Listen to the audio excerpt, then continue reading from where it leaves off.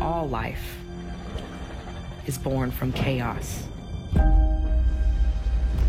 The world doesn't always adhere to logic.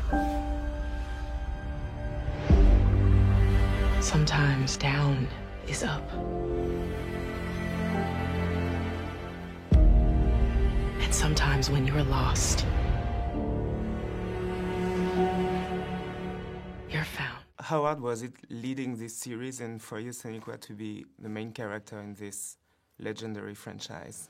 To lead this legendary series, it's been gorgeous. It's been challenging. It's been overwhelming. It's been joyful. You were a fan before? I you know what? I was a fan of what Star Trek represented because I knew the tradition that it was. I knew the heirloom that it was, and I wasn't a Trekkie or a Trekker, but I knew. And for you, Aaron, there were a lot of expectation from fans because the last series, it's been 12 years. Mm-hmm.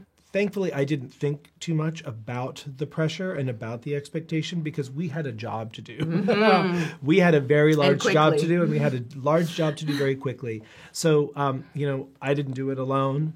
My brilliant writing partner, Gretchen J. Berg, and Akiva Goldsman, and Alex Kurtzman, and all of our writing staff, we really did just lock arms. We knew that that something great had to be done. And fortunately, we were able to produce most of the episodes before they aired, before they started to stream.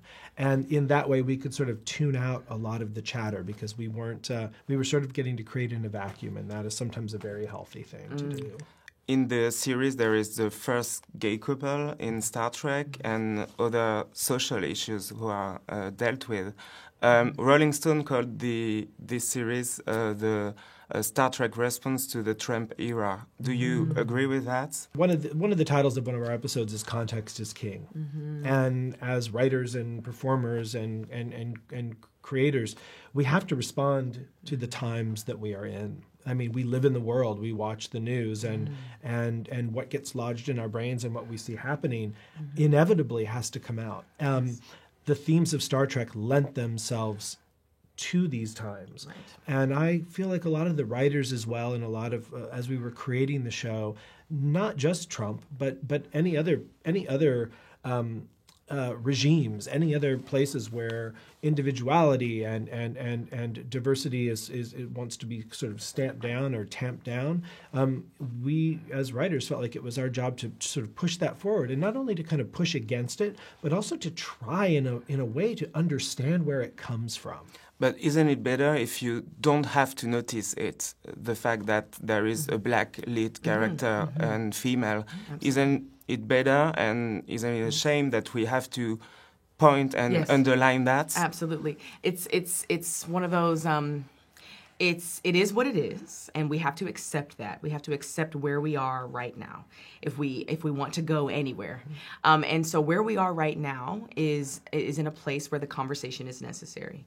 We have to discuss these things because these things are still plaguing us. But in the future, and especially in our future, in the future of Star Trek and in our specific Star Trek future in 2256, we don't have to anymore. It's not a part of the conversation anymore because it's been ameliorated.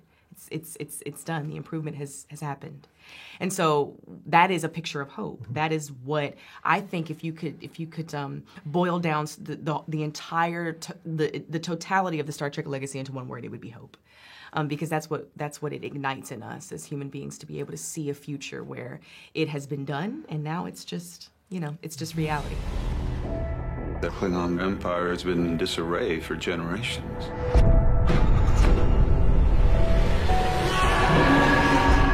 We've encountered them. We have been waiting for someone worthy of our attention. Captain, incoming!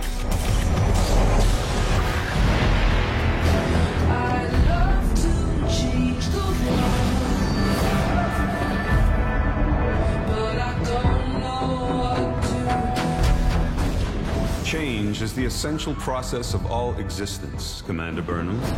Go!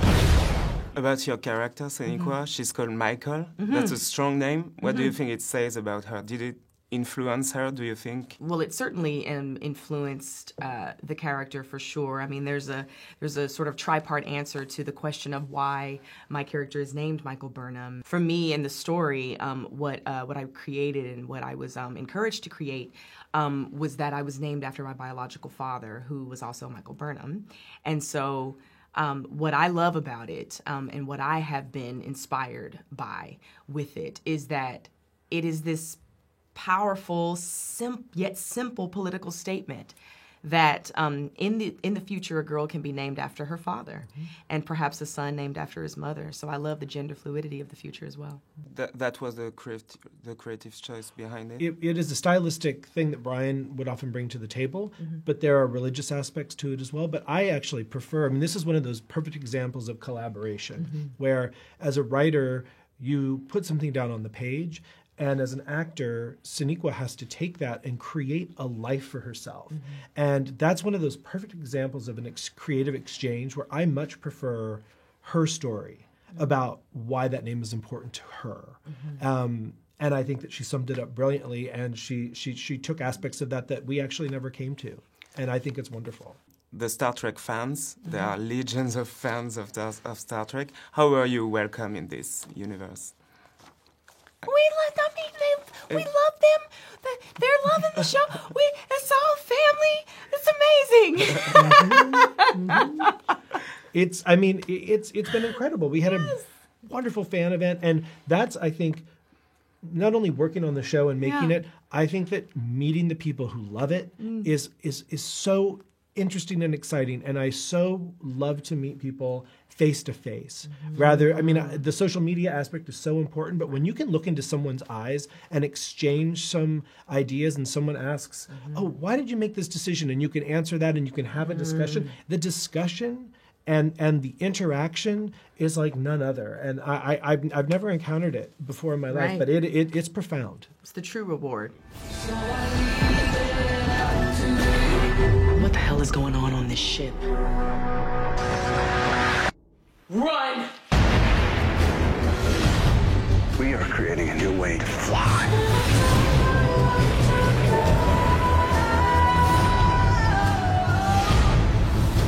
Better hurry. I'm getting very close to. You're mad. I'm mud. You chose to do the right thing. Even at great cost to yourself.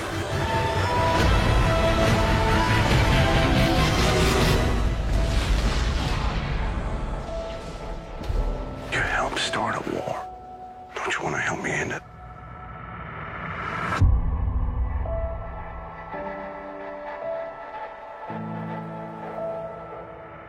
But I don't know what to